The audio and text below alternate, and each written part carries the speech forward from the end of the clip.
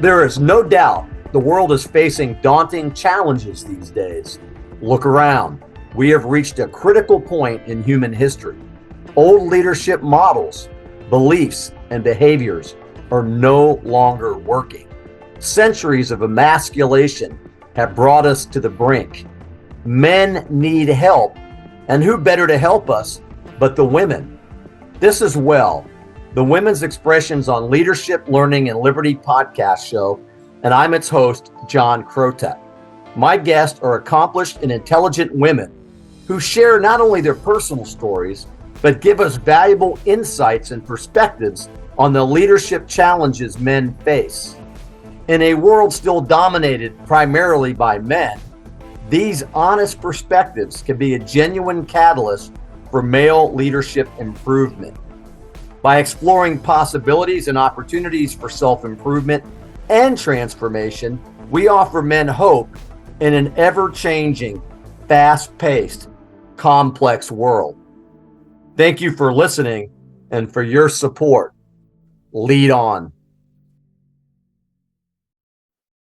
I am really excited for this episode of the WELL podcast. This person, Anya Pechko, reached out to me on LinkedIn, which is a great place to network and to meet interesting and successful and capable people. And she's got one heck of a story, but even more so, she's working on things and subjects and programs and methods that are so badly needed. I'm going to do an introduction based on her bio, and then we really want to hear about Anya. So let me tell you, this is really cool. Anya Pechko is a digital wellness coach. And I have to admit, she's the first one that I've ever met. But if we had more digital coaches, wellness coaches, I know that we could navigate this world much better and healthier. She's also the founder of Project B, and we'll have all that information in the notes. But it is a platform that raises awareness about the growing dangers of media and digital attachment. Wow, that's huge. Some of her skills, she's got many, include team leadership, organizational workflow, and project management. She's committed to creating the conditions necessary for human relationships, healthy ones, communities, and personal well-being to thrive in this digital age, which has got everybody just bouncing off the walls, so to speak. She's also the creator, and this sounds really interesting, and you need to check this out if it sounds like something you'd like to do. But she's created the Digital Wellness for Families course. I could see a lot of use for that. And so many families that I know where computers and technology have gotten in the way of moms and dads and sons and daughters and everybody in the family. This is an 8-week course online designed to teach parents and families how to live more authentic and connected lives by spending less time with technology. Love it. After spending 25 years as a real estate broker and corporate consultant, where she helped businesses and leaders transform professional work environments physically, digitally, and socially to build more human-centered business cultures and achieve greater business impacts. It's a lot of words there, but so meaningful and so needed. With a focus on human thriving, imagine that, somebody that really wants others to thrive. Love it. Anya is also the founder of DEST, a social community centered around real human interactions. So enough of my introduction here. Let's get to this. This is really nice. Welcome to the show, Anya. Oh my God, John, that was amazing. You are going to have to read and do an intro at every podcast and every interview I do from now on. That was really well done. Thank you so much. Well, it's well deserved. I'm so intrigued. I'm so grateful that you reached out to me, because the couple of conversations I want people to know that Anya and I have been at a very high level. Doesn't mean that we're better. We're just thinking. And that's what we need to do more of. But enough about me. I really want to know more about you and how you got to where you're at. I know you recently moved. Tell us about that life. So, I put together my bio, and after hearing you read it, I just kind of hear how the humanity and social component, how it jumps off the page. So, being connected to other human beings is really important, not just to my work, but to my being. And so with Project B and what I do in my work, kind of my elevator quick pitch is that I help people gain control of their time. And so I give them back their time. And it's accumulative. We spend over 100 days each year on our phones, which is an incredible, it's 3 months of every year that we're connected to technology. And so these are really these are real numbers, and it's just the way of life. As far as my background, I was raised in communist Russia in the Soviet system, and I came to the United States at 11. I love America, and I'm a patriot, and so I'm really proud to be here. And so one of the ways in which in how I set up my platform is by kind of going back into how I was raised, which was completely analog. We did not have, not only did we not have digital capacity for anything, we didn't have Walkmans, we really didn't have TVs, we didn't have kids content, but we really didn't have that many toys as kids. Mm. And so I grew up in what is called free range parenting, right? So we had complete autonomy in how we as kids function and live, in a sense that we had a home and it was safe and there was food, but everything else we kind of really had a freedom to express being a kid and what it meant. And there was a barrier in how we were raised between adults and children. And so now, when part of what I do is I help people disconnect from technology, and a lot of people I work with are parents. And so I kind of view this different way in which I have grown up completely detached from any one thing. And so you have this really real experience as a child, which is what we lack today, I think, in our social connection. So not social online, social in real life. And so I launched my platform in at the end of 2019, beginning of 2020, and then we went into lockdown. So it became really tricky to talk to people about abstaining from technology. And so now we're almost 3 years into this new world in which we live in. And so I've noticed some of the ways, some of the generational differences in which the technology has affected each and every one of us, and how that has shaped our current way of life.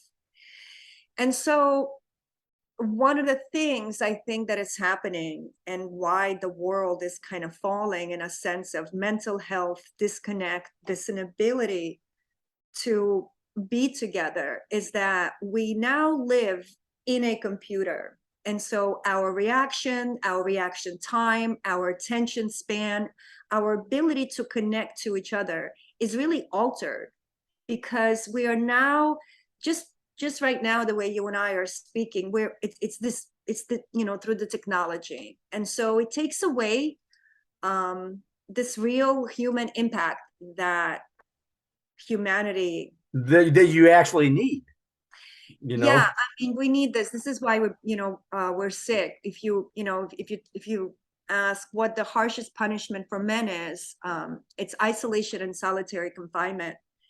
And I think in the last 3 years, so I have like a really mixed opinion about this. On one hand, I think that if we didn't have the iPhone for as long as we do, since 2007, we would have a lot more casualties in the last couple of years, because I think people wouldn't have been able to been so isolated without having the phone, and without having all these years to get used to being with the phone. I think the technology saved a lot of people. Listen, Mm. including myself, I moved here from New York City to Charleston in July of 2020. And so by the time I got here, it was a severe lockdown. I really didn't know anybody. Everybody were in a pod and I wasn't. And so my only connection to other people was through Zoom. And I think it's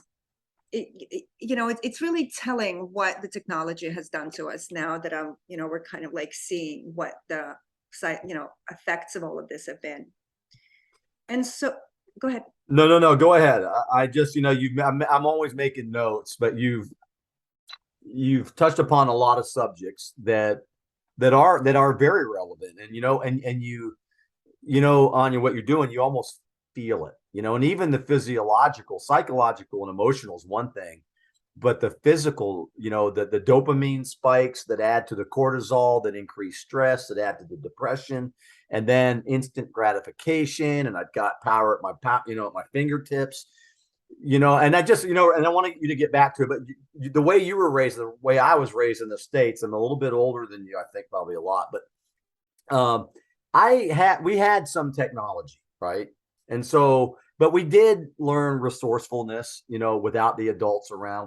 We learned how to fend for ourselves, which is what I hear happened to you in Russia, this free range.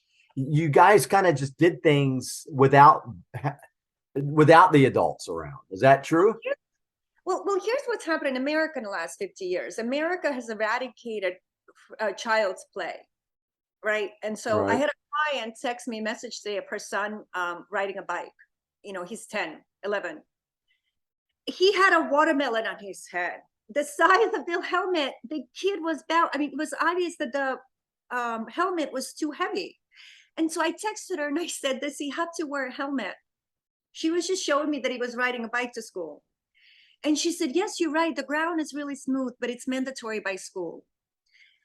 Now, he's riding on a flat surface, it's 1,000 feet. He's not going to fall. But if he is, he's not going to hurt himself. But so now what we have done is we put this helmet on him. And so his balance is really off. It's covering his eyes. I mean, I could see it. He's not able to balance on a bike because he has this huge helmet on. And if the wind blows, it'll blow him top over. Yeah. Right. And so I'm thinking to myself, did I have a helmet growing up? No. Nobody. We didn't have seatbelts in cars.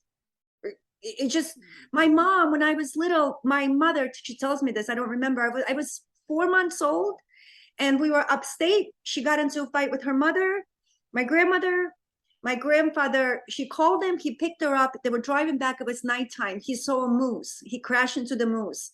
And I said to my mother, was I okay? And she said, yeah. And I said, where was I? My mother went first into the windshield.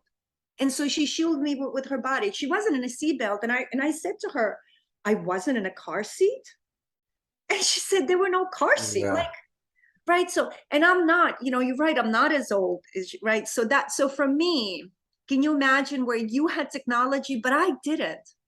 So Yeah, and that's, and I think about that, like when the power goes out, right? Or let's say Super Bowl Sunday, that the power is out. People literally freak out. I It's all, know. it's this umbilical cord to something that's not real. Well, because that's where we live now. That's the technology, right? So that device takes away our ability to experience things in real time, in real life. Things, experiences, weddings, funerals, schools. I mean, I talk to people all the time about this. If I am at dinner with someone, I don't understand how can I be less important than somebody in that device who's not even there. And so now what we've done is, we don't have the phones, we have the watches. And so you can be talking to someone and you just like you have it, it's this incredible conversation. You guys are, going back and forth. It's like a game of ping pong. And all of a sudden it's this. And that's it. The person looks back at you and you continue speaking, but you can see that their mind is somewhere else.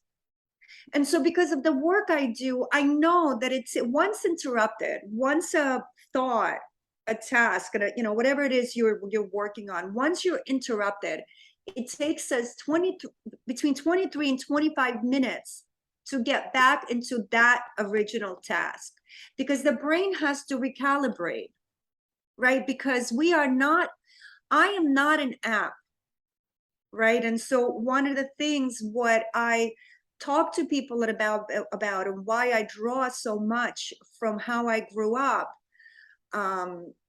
I read a lot. I was very lucky. I had a grandmother, not the grandmother that I told you about earlier. Not that she taught me how to read. She taught me the love of books, and she used to read to me. And so what reading does is it helps with our critical and cognitive thinking. And so the way I think, the way most people think, the way we used to think is you're thinking about something, right? So I can say to you, apples fell from the sky today. And you're going to sit down and you're going to say, okay, in what scenario could this have happened? Oh, what if I sat under a tree? Right? No, exactly.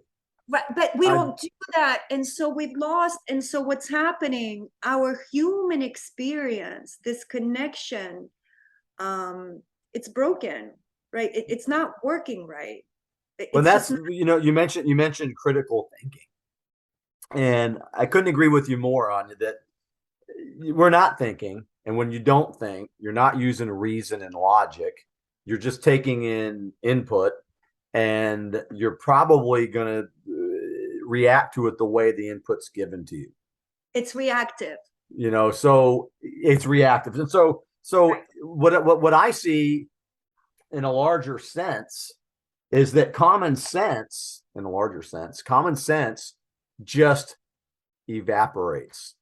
And can you imagine, because it's the line of business, but I can't even imagine people that are so well, I guess I could, that are so addicted to technology that they actually have physiological and emotional issues because of it. You see that, right? Well, that's our youth right now. And Yeah. you know what's more? So right now, what was I listening to earlier today? I was listening Matt Dillon of Babylon Bee on Joe Rogan. So so now, so what TikTok, I don't know, I don't know if I told you this. I don't know if your listeners know this, but so TikTok is a Chinese app. And in China, that is a state app, as everything is. And that app is used for propaganda, science, and kind of news between 6 and 9 p.m. That's it. So it's not a 24-hour access app. And there's no dancing, there are no pictures. It's not a site that it is in America. In America, we have kids gluing their tongues to walls as these challenges. It's 24 hours a day.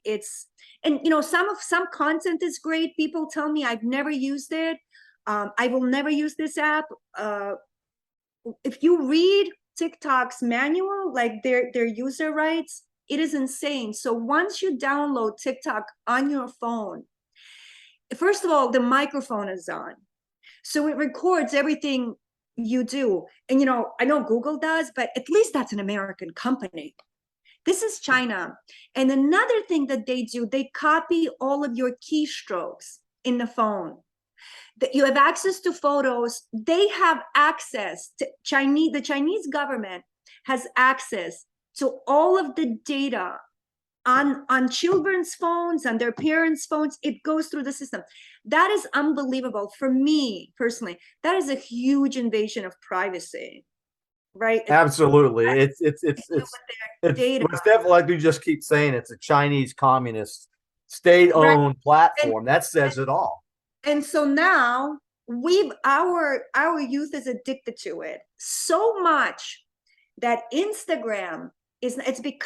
TikTok has become much more popular than Instagram. So what Instagram is now has done, if you log into, and I don't know this, but Tim Dillon was talking about this. If you log into Instagram and you'll go to post, it used to be post a picture. That's what Instagram was for. But now it's reels, little short films, which is what TikTok does. So they're going to try to compete with TikTok. Right. And so what it does is, I don't know if we talked about this before, for all the parents out there whose children are on their phones, whether it's TikTok, social media, or any type of content, it is the same as giving them beer. And when I talk about it, what does that mean? There's a reason that in America, we have a 21-year-old limit on age drink, and that's the age that you can drink alcohol. The reason for that is because the frontal cortex doesn't fully harden till 25. And so if you give a 16-year-old beer, they're going to get much more intoxicated than a 26 would be, because the gray matter with which the alcohol penetrates through is much thinner. And so now we have that with technology. So the children, all the stimulation that they see on the screen, the movement, the noise, the colors, the buttons, the lights, it's just way too much stimulation for a small underdeveloped brain, which should be developing by, how kids used to play, like the little circle you put on the stick and then the cubes, right? That's how you learn shapes. It's cognitive learning. Yes. And so, like script, this is so interesting. Nobody, I have a lot of younger friends, they're in their 30s, none of them can read script. And so if you say to them, they'll say, like, what do I need? I don't write. They don't write, they text. Well, studies show that by learning script, that's where you train your cognitive and critical thinking, right? Because it's movement, it's penmanship, Well, I know what you're saying. It's like you say, so you take your soul, your spirit, and then it goes to the brain, and then the brain goes to the hand and the pen, and then you write the script.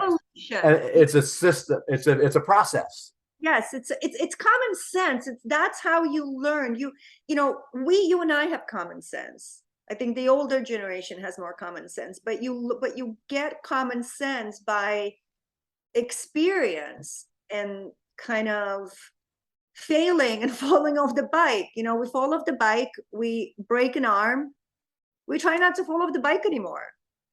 It's But true, yeah. And then, gosh, you're bringing to light, one thing that you said, that the studies show that the average person in a technological world that uses digital tools spends 3 months a year if they were to Adam yeah. Alter book Irresistible. So think about this. I mean, I'm sure you have. We're always thinking, right? Imagine that goes on for, let's just say, 20 years, right? And you get at the end and you look back and you have years and years and years of your life that you have spent in the digital world. Yeah, but you have all these Instagram pictures and all these likes. Yeah. I know you're being facetious, but you know what I'm saying? It's just, so what can people do? First of all, a couple of things. What are the symptoms? Let's say you're a parent, and what are the symptoms that some child's really got a problem? And then what are some of the things that, without giving away the course, but I mean, what are some of the things that people can do to help that child, but also what can the person do to wean themselves off of this stuff? So if you take the technology away from your child, your boy, your little boy, little girl, and they go into an hysterical fit, that's the sign of addiction. That's dopamine. It would be the same thing if you took alcohol out of somebody who's drinking. They would get really, right? So that's the temper tantrum. That's the addiction. So that's how you see if they're addicted. It would be the same thing for a person. Have people leave their phones in their bedroom for the first half an hour of their day. See if they can do it. If they can do it, they're good. See if people spend one day not taking their phone to the bathroom with them. And if One they day, can't, yeah, one day. If they can't, then and there's it an kills issue. me. I love when people like, did you wash your hands? They go into the bathroom, they take their phone out, they put it on God knows what, then they pick it up, they hold it with their teeth, they wash their hands, and then they grab that phone and they put it on their, I love it. You know, so those are all the signs, right? Like, can I just put this thing down for any significant amount of time without, you know, feeling uncomfortable and feeling that you're missing something out? So that's like the first, is these first minutes. Second of all, I think it's just some small things. I think no phones when you're talking, when you're having dinner with someone, at all. I think that's a really good, you know, be present for yourself, for the experience, for going out. Everything's very expensive now. You're going to a nice restaurant, enjoy it. You know, it's costing you $38 for a chicken parm. Enjoy it. Yeah. Enjoy it. Eat it slowly and, you know, enjoy it. Just, that's one. Second of all, I really I tell this to couples and friends, like, don't text each other throughout the day. Hey, what are you doing? Hey, what are you doing? Keep that for dinner. You know, sit down and have a conversation. You know, how was your day? What? No, really? Oh my God, that's, have a conversation. You know, obviously, if you need, you know, pick up sugar or whatever, pick this up, no problem. But have these, and the same thing with friends. There's no reason to have these, hey, how are you? I'm good. How are you? Okay, great. Catch you tomorrow. That's not a, you know, that's not a connection. That's not that's really taking away a lot. Everything is kind of silly on the phone. So I think that's really important. I think for kids, it's really important to be engaged in real life activities. I think children learn self-confidence by contributing into the world. And so I think having children participate in their upkeep, help with the dog, you know, go walk the dog. If it's too big, you can't go outside, fill the dog's bowl with water, play with the dog, put your laundry in a basket. Always, always, always make your bed in the morning. You know, my grandmother taught this to me when I was very young. I remember asking her why we have to do it. I never understood, like, because why we have to make the bed when we go to sleep in it at night. I just remember debating her on it while making the bed. And, you know, I have been making my bed every morning. I wake up and I get a cup of coffee and then I kind of go lay down and I get up and I make my bed. And I think of these simple things of how, you know, we've stopped doing stuff. I think cooking is incredibly important. I think teaching your kids how to cook is incredibly important. If you don't know how to cook, there's an incredible book that I recommend by Jamie Oliver. It's a 5-ingredient book. It is you know, every recipe has 5 ingredients. It is incredible, and it's really great to do with children. It's really great to do with children because it engages them and it shows them, it teaches them a skill and it shows them what nutrition is. And it takes time. It takes time to open the book, write the recipe out, go to the store, buy the groceries, come back. That's how we used to live. And there are lessons learned in all of this. It's really beautiful. No, you know what I'm getting from you? This is really nice. Learn to be human again. Yeah, like what You I'm know, talking about is not very, when people meet me like, oh, you know, what do you do? It's like, I tell people to take bigger breaths and to walk around outside anymore without their buds in, right? yeah, yeah. Because when we walk outside and we cover our ears, we are completely disconnected from nature and everything that we are connected to, the earth, the birds, the sky, the wind. And you know, there's all these studies, and you know, John, I never thought I'd be this person to say all this, but there are studies, because I read them and I've experienced myself, that talk about the healing of sound, because it's real, because our brain, that calmness, right, when we listen to the sound, that's the meditation. So you No, don't have, right? So you That's true. You know, they got CDs. If you can't make it out, they've got low volume outside, CDs.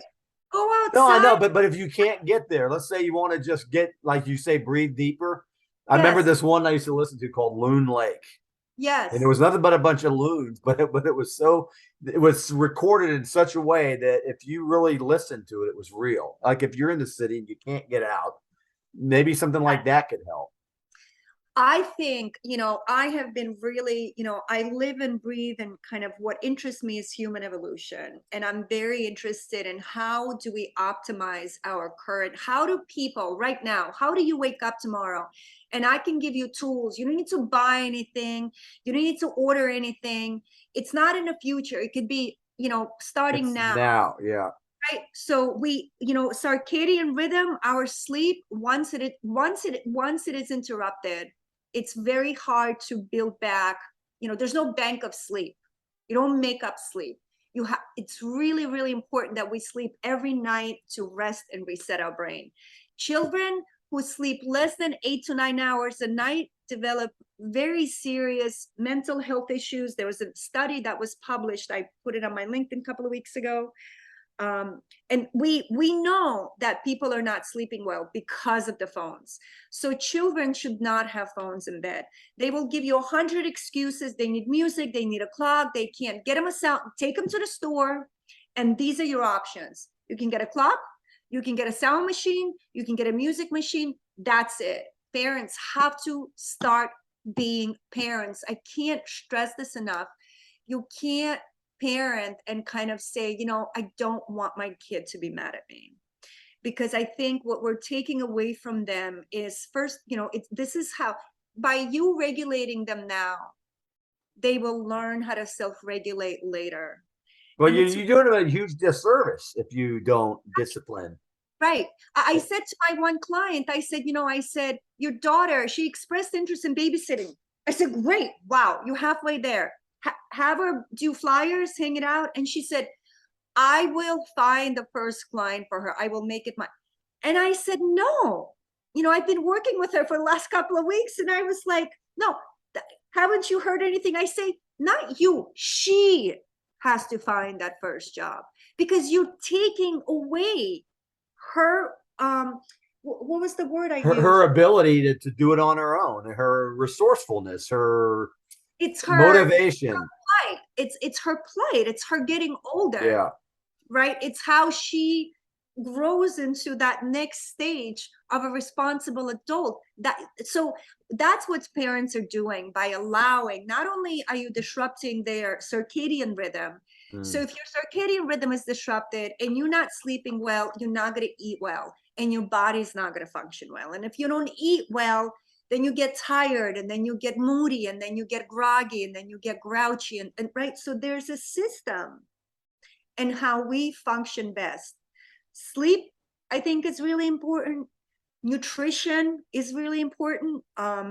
Eat less food and more of it fresh. And I know a lot of people talk about budgets and money and everything is so expensive now. But potatoes and cabbage and beets, it doesn't cost a lot of money. And you can grill them and you can make really healthy vegetables, grow tomatoes, go to a farm stand. We can grow that in-house. There's a way to get access to healthy food. No, there absolutely is. My garden is 25 feet by 25 feet. I Right. do cucumbers, cantaloupes, watermelons, peppers, beans, eggplant, tomatoes, cherry tomatoes, hot peppers, lettuce, cabbage. You should taste my sauerkraut. You'd love it.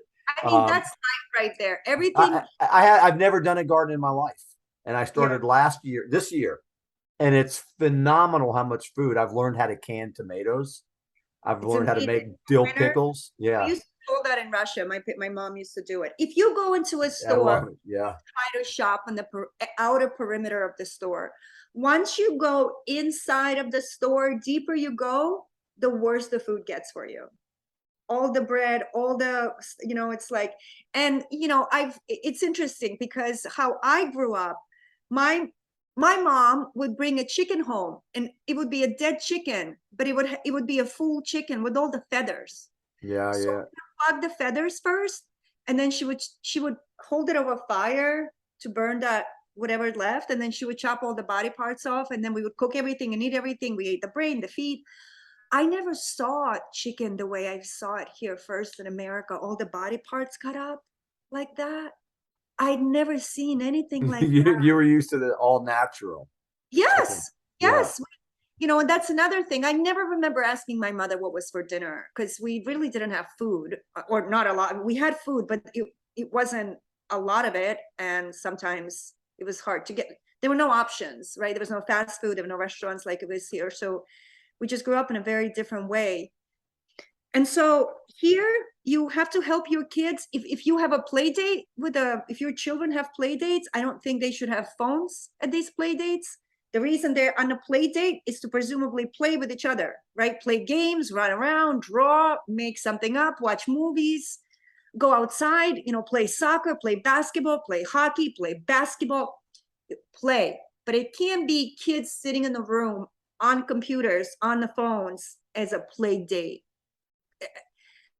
No, I hear you. Have you seen the movie The Social Dilemma? I'm sure you have. Yes, of course. You Yeah. know, and that movie, which I saw, I forget who recommended, but I saw it a couple of years ago, and it just blew me away. And it made me, was when the first time that I started to really say, if you have people that develop these platforms telling you that their own children don't use them, it's enough to make you go, wow, what's with this? But There's it's something here. hard, John, it's hard. I talk to parents, right? And they say there's tremendous pressure because the kids are bullied or they feel left out, or they that's how children function today. And I don't use Snapchat, I don't use TikTok. um I don't have any apps on my phone. I think that's another really important thing. Take all the apps and all the alerts on your phone. There's no reason why you should have all these alerts. It's just it's a trap, right? It's a complete trap. And so these are little hacks that can really, so if you leave the phone out of your bedroom, if you get up in the morning and start your day a little bit, you just have a little moment, it could be 5 to 7 minutes, right? People can start slow. Brush your teeth without the phone. Brush your teeth, go to the bathroom, take a shower, just start just few minutes. Let the body wake up, right? So It's all, yeah, it's, don't take this wrong, but it's like, Anya, you're like a throwback to the simplicity of life, and you're commonsensical, and you can tell by conversation and things that you've been talking about that you're actually thinking. And I have to tell you, it's a real joy to talk to people that are actually thinking for themselves. We can think, we might be group thinking, but what you're talking about is something that we need to get back to, and you're on the front lines, aren't you, of this kind of thought process? So on Sunday, I had a brunch. I've had a bunch of days. I'm perfecting my model. I love to host. I love to cook. I live in the third floor. So I invited 20 people. On Friday, I went food shopping because I had to bring all of the stuff up to the third floor. On Saturday, I prep cooked, which took about 4 hours. So I had to cut everything up. I had to set the table. I was really exhausted. I took a nap. And then on Sunday morning, I got up, I baked banana bread and croissants, and then people came at 12 and people left at 6. There were no phones. One girl had a phone, made a video of, it was a really elaborate setup, beautiful food, really beautiful table, great guests. Because what I'm trying to kind of curate and create is, I want to meet people where they're at, as opposed to saying Human to, interaction, yeah. I also want to meet people where they're right. So if I say to you right now, John, I think you should start your morning with a 45-minute meditation and silence. That is unattainable for most of us, including me. That's just not where I live, and it's not where I'm comfortable. And so, I think we've been fed this, this is how peace looks like, but it doesn't. It looks different to all of us. And so the way I find my peace is that I cook. While I cook, I'll be listening to a podcast. And so it's just something that I do. I find it very meditative, and it's also educational. And then on Sunday, when people come, they've been to my house, they know what I do. There's no phones allowed. Um, and so what I provide is, when people walk in, everything smells really great because I baked all morning. And then there's flowers, and the setup is really beautiful. It's just like, it's something that I do. People say that I should have a career out of it, but I don't want a career out of it. I just love to host. That's why it looks like that. And then I put the good food, right people, and then we just sit there and connect. And I have an inside, and then I have a porch, and on my porch I didn't have music. And it was unbelievable just how much people, like, we just switched in groups. We kind of circle around in this porch and change groups, and we talked from 12 to 6. Yeah, that's fantastic. One thing that I like what you said is everybody has their interest and their unique skills. One thing people always ask me, they go, all these self-help books, we can go to the bookstore, Barnes and Noble. I love books too. And people will ask, which books actually work? What techniques work? I got this book and I did it for a month and it didn't work. And well, what did you do? Well, I did this and I did that, and then I found out this didn't work. So I always say, what works in your life, which you made me think about with the meditation, what works is what works for you. That's what works.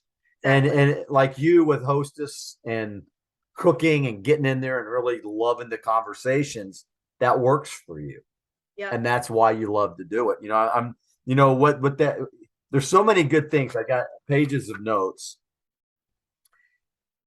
Being present without technology is the first thing I picked up on, is being like you at the party without technology. One person filmed it, but there was a reason for the technology. I texted her the next day, and I had asked her, because somebody told me that she did. They knew that I would be really upset. And I texted her and I said, I would appreciate that you delete that from your phone, because I don't know where we have come to live in this world to where I can walk into your house and just start filming.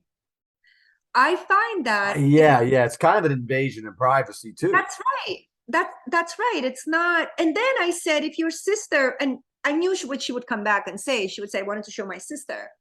And so I said to her, I invited your sister.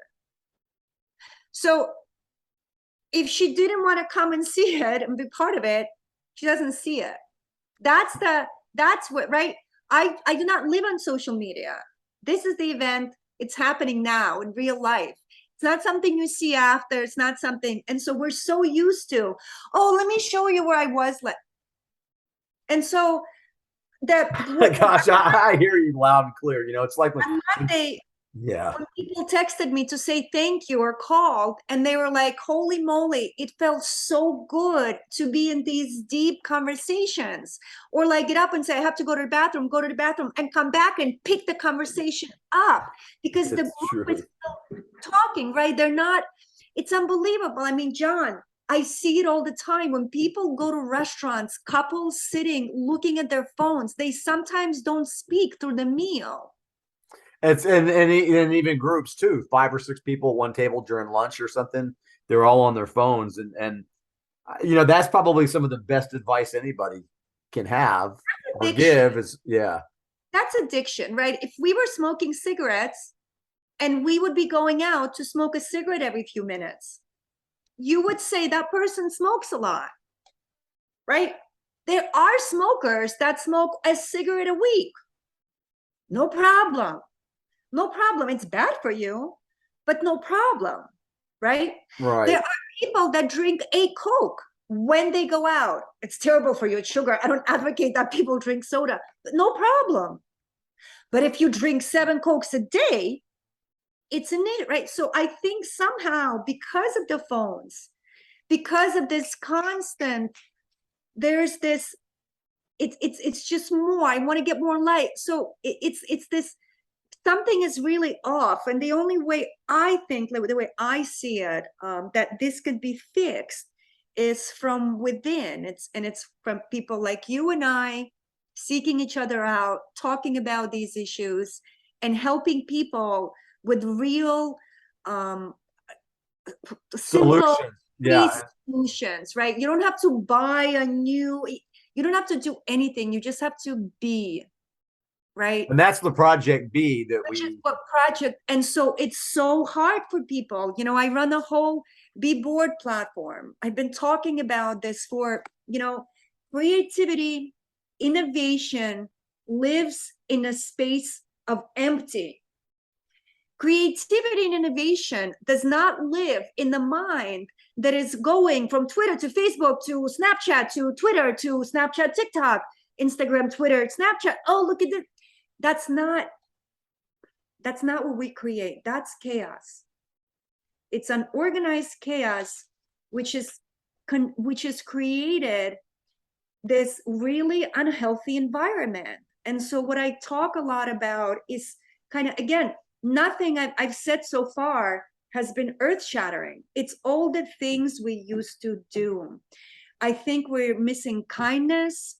I think we're missing kindness because we have parents that aren't observing the world and teaching children to seek kindness, to help. You know, I went to pick up some bandages at a pharmacy the other day, and it's a cute little pharmacy in Mount Pleasant, and there's no parking there. And I was pulling in, and there was an older couple in a fancy white Audi with a rooftop looking for parking. And I said, "Excuse me," right? It was top, like a car without a top. yeah. Like convertible. Yeah, convertible. And I said, "I'm just running in to pick something up. You can have my parking spot when I get back." And they both looked, they were like, "Thank you." And, you know, I ran to the pharmacy. I picked up the Band-Aid. I paid for it. I ran back, and they looked around and they took my parking spot. This morning, I went to Trader Joe's, and I was walking back with my cart. And this woman was also walking back with her cart. And I turned to her and I said, "Want me to take you back? Want me to take this back for you?" She was so shocked that I was even speaking to her. And she said, "Oh, that's so nice of you." And, you know, I'm walking and I'm like, Jesus Christ, that's nothing. I'm capable of so much more. But that, if I was on the phone, I wouldn't see her next to me dragging a cart. If I was on the phone when I walk out of my car, if I didn't leave my phone, you know, I'm going to the pharmacy. No emergency is going to happen in the next 4 minutes. I promise you. If I was on my phone, you know, get out of the car, slam the door, I wouldn't see that couple. We And see it all the time. You know, there's a woman that walks the neighborhood.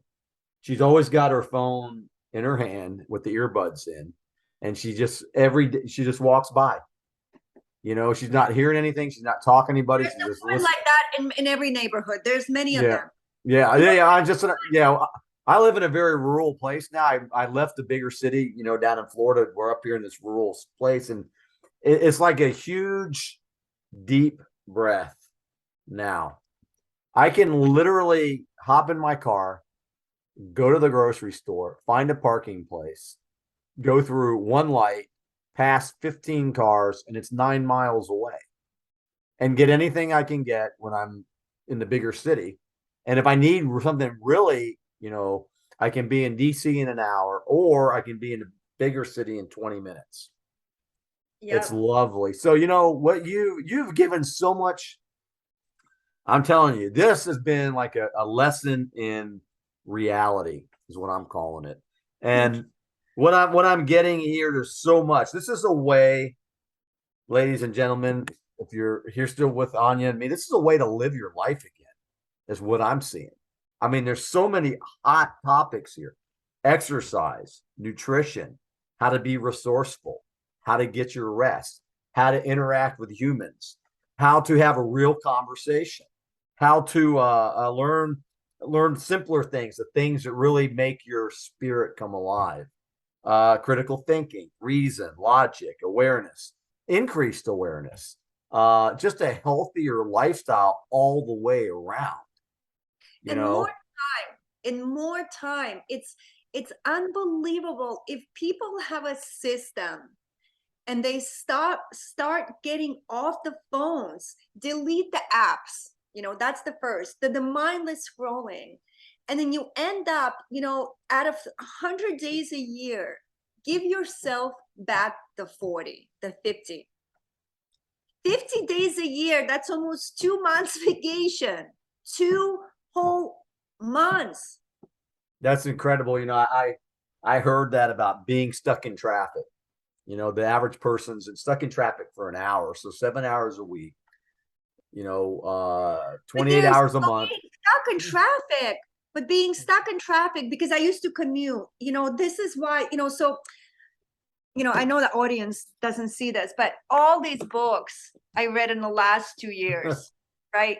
So when I drive, I listen to books on Audible. Most of what I do is listen to podcasts, and then whoever I love in the podcast, That's one way of doing it for sure. Yeah. so it's so while so there are things that you can do to expand your mind. Social media is not one of them. You know, And this it's is interesting. This is the first show because WELL was originally one of the things we wanted to do was help men to be better men. But the reality with this show and with what you're doing is how to just be a better person and have a better life. I think Yeah, men, I love listen, that. we need better systems. We cannot, you know, men have to stop buying into this idea that they're not great men. So stop buying into that bullshit. I don't know if I can curse on your podcast. That is, you know, we have, That's not a curse word, I don't think. you know, guys like Harvey Weinstein existed always. Okay, there was it's not the first one, it's not the last one. I don't know how we now define men that, you know, I'd like to see women talk shit about men when there's a mouse in the house. You know, it's the basic things. We don't realize what men do and what men used to do. Protect women, protect our honor, protect families. So we now live in a world where all of that is shifted. You know, we're blaming men for a lot of the failures of society. We're facing a societal issues. We need better women. We need better mothers. We need mothers that are less distracted. We need mothers that are less distracted with the phones, with social media, with how it all looks.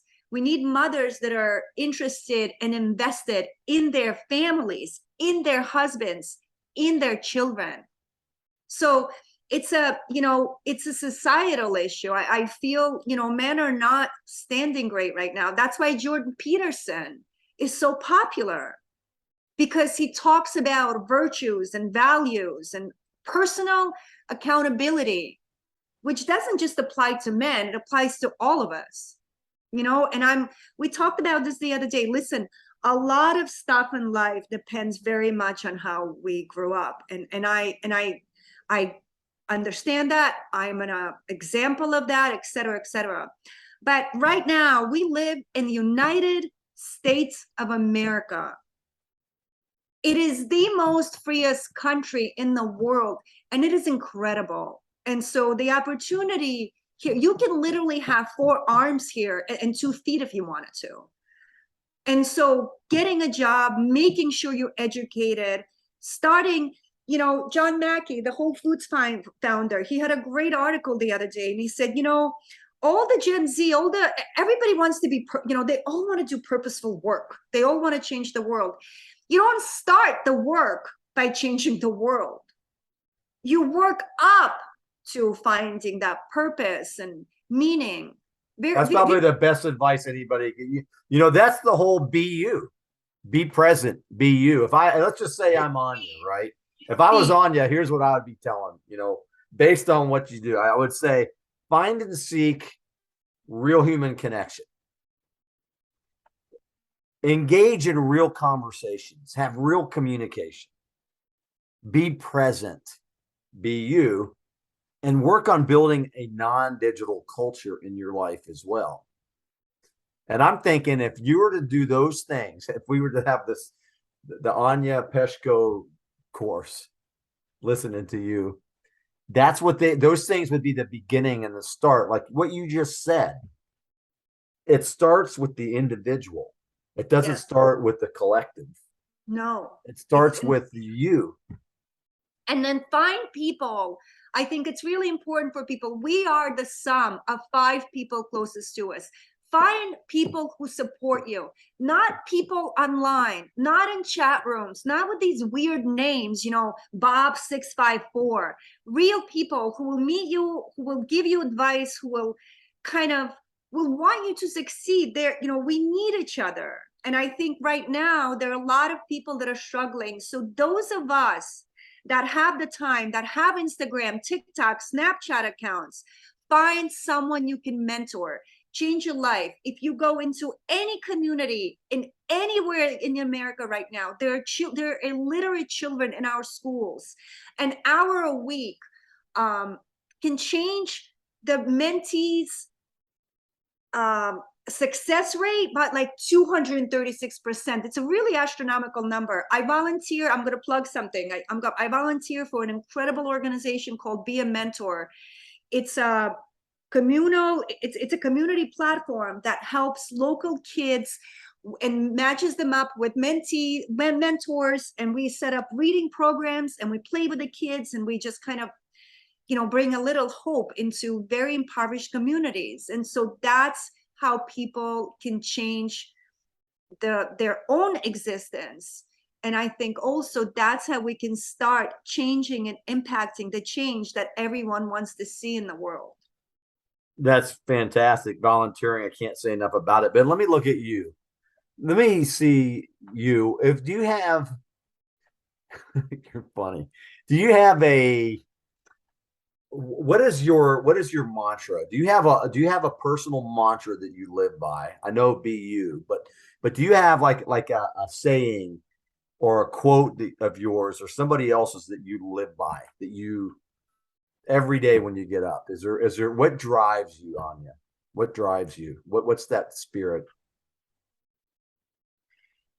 I we haven't talked about this and we obviously don't have the time to talk about it now, but I've had incredible experiences with psychedelic treatments in the last year that I've been here, and God has never spoken to me as loud and as direct as he has in the last year. And God I feel that God wants me to spread this message. And the message I have is a message of love and its importance of real human connection when people go out of their way to lift someone else up. And the reason I'm so against technology is because that is a very narcissistic system, which draws us very far away from that. And so I wake up, I consider myself very blessed and very lucky, although I by no means, I've had a very, rocky life, but I'm grateful. And I think, I rely on myself. I think of myself as a hero. I'm a fighter. I'm a warrior. And that drives me. I have a lot of people who I've been working with in the last year, and my coaching practice has grown because my message is of strength. It's of positivity. It's of connection. When I work with couples and, they'll complain and to me, whatever, I always say compromise, give in, let you eat, right? So I push people to connect more, forgive more. We need to come together. And the reason I say all this stuff and the reason this is my mission is because I think I'm feeling that loneliness.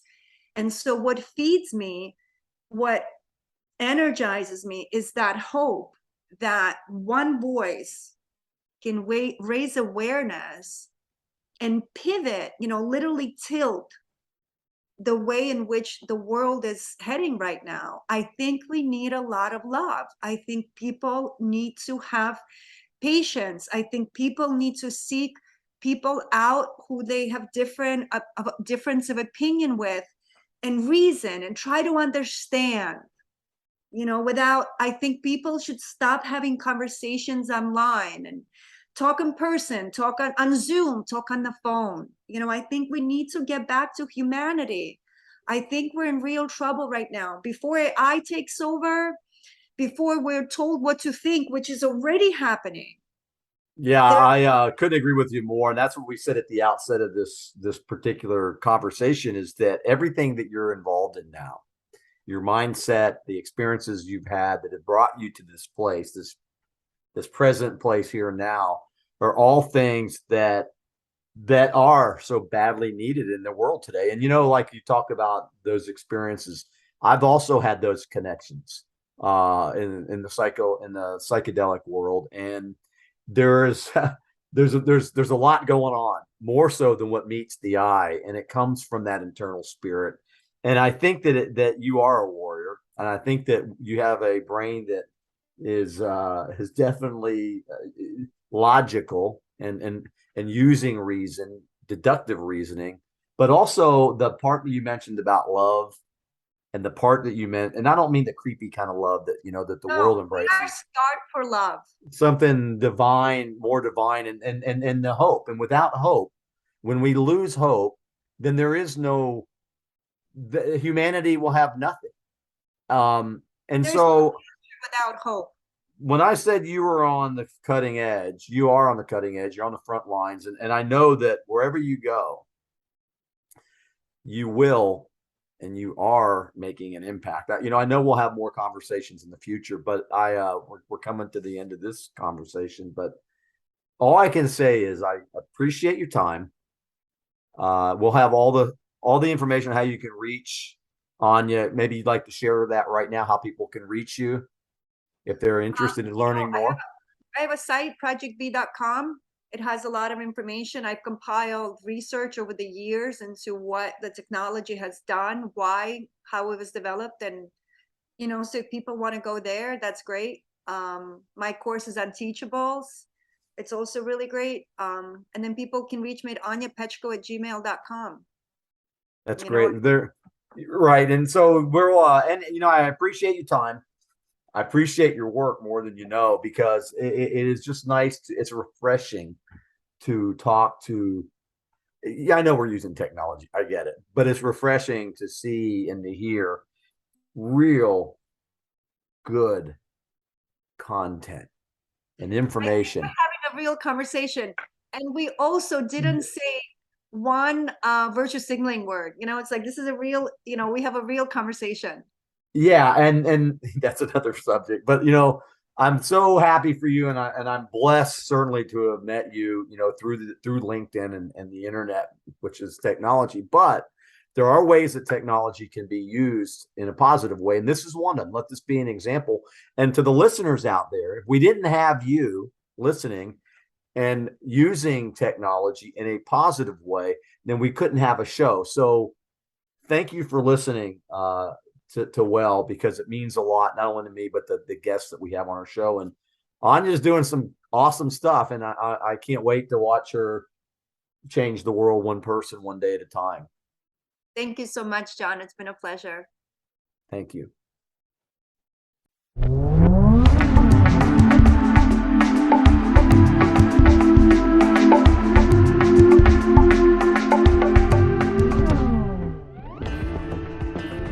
Thank you for listening to another episode of WELL. Without you, we don't exist. There is no show. We hope the men who joined us today learned some valuable tips to improve and not be ashamed to use them.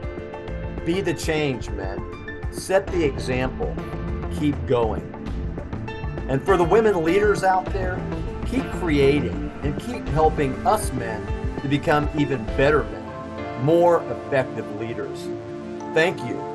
Until next time, stay safe, be well, and lead.